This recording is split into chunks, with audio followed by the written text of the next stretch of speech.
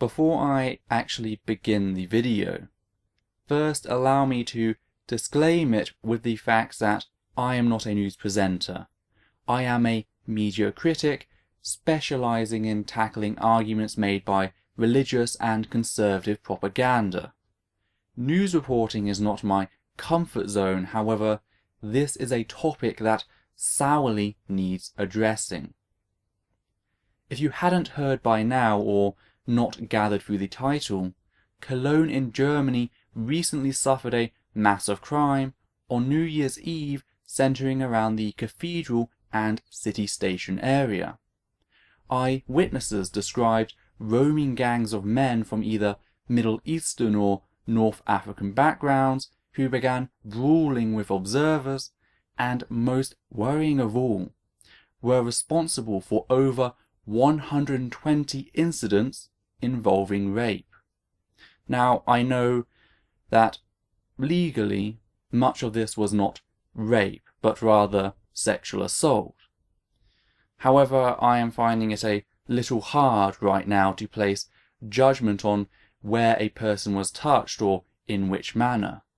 If you sexually violate a human being's body, you have raped them in my eyes, and thus should be prosecuted to the furthest extent of the law as ethically possible. Now, of course, this has become a heated discussion, and rightfully so. I'm not one who will be caught tone policing. I don't like it when people do it to me, so I won't do it to others. What I am taking issue with is the guilt by association. In much the same way that religion teaches us to judge the child by the parent, people are now arguing that we should judge people based upon what they fled, i.e. the Syrian crisis. It's like seeing a prison guard and a prisoner fall into the same swamp infested by crocodiles, then seeing them both exit the water before arresting the prison guard because he also had a sense of self-preservation. But by arguing against that travesty, I am in no way saying, let the prisoner go. Those responsible should be held accountable to the full power of the law. There have been protests over the police response to the issue, with over 400 peaceful marchers, mostly women, taking to the square in front of the cathedral and city station, which is seen by many as the epicenter of the crisis. The women spoke of not wanting to lose the rights they had fought for, yet were key in decrying any attempts to incite racial or national prejudice against the Syrian refugees. Some even held placards declaring anti-sexism, anti-racism. So it is vital to note that these are the men and women in that area speaking in solidarity with voices giving caution to making irrelevant links of causation. When a large body of people is introduced to a new system in which they lose a great deal of entitlement, there will be issues. In many cases, no. But as we see by this, in other cases, sadly yes, and the effect of this can be monstrous. But that is not a good reason to then throw innocent people out to the very same monster. I had hoped we had long evolved beyond the habit of offering sacrifices to try and keep at bay monsters.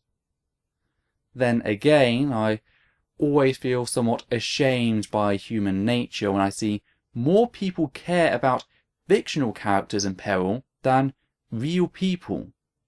It's amazing how almost everyone can see the plight of, say, the wildlings in the Game of Thrones series. In fiction, people are seemingly able to go, not all wildlings are like the Thens from the series or the Ice River clans from the book. Back in reality, that same ability just seems to disappear. Well, I have a newsflash. Every one of those fleeing who is then turned away will be consumed by an unthinking evil that has the goal of either kill or convert all those in its path, and will only be combated by a united front. So tell me, which world am I talking about? Every person deported or rejected will either add to the dead or the recruitment pool for groups such as ISIS. Fundamentalist Islam loves this division as it fuels their cause. It makes us do the job of radicalization for them. Where in a normal scenario the majority of people who come here would intermingle and become less religious generationally, removing the core problem element by safely decreasing its effect over time, in fear we cut that off. You may say every Muslim is a potential bomb due to the unquestionably horrendous things the Quran teaches. But I would disagree. Islam, as cruel as it may be, is not an intrinsic part of their being. It is an added element. We all have the ability to reduce its effect by teaching the skills of critical thinking in the exact same way that we have been doing for Christianity since the Enlightenment.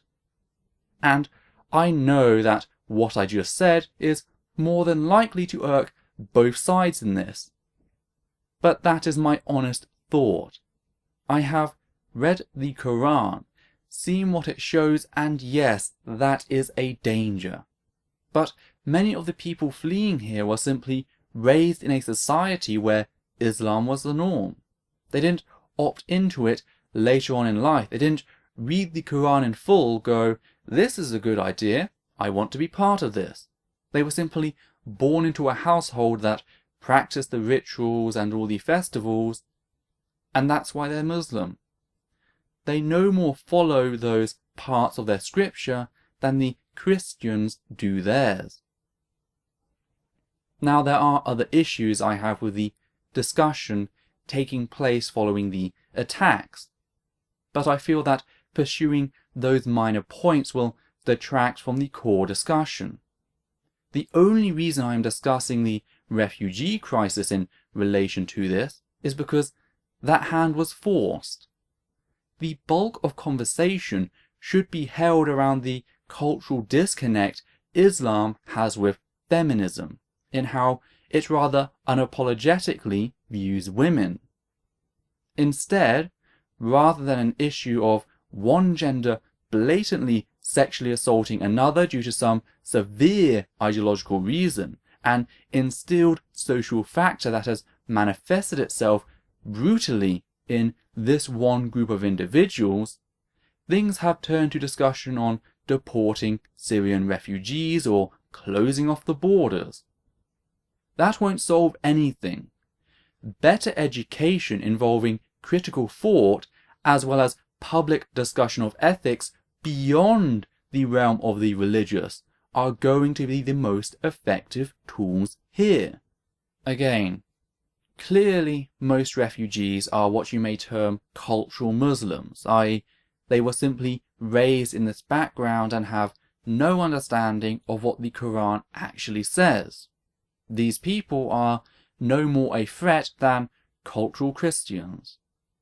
But there is a substantial fundamentalist presence, especially online, which can awaken the monster. But by immunizing the healthy population with education and discussion, we can dampen the ability of this fundamentalist presence.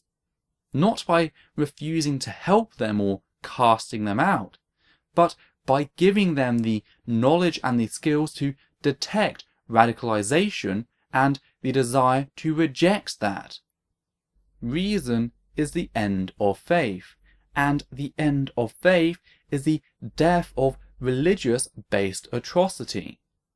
When people no longer take a belief on faith, they also lose the desire to kill on faith.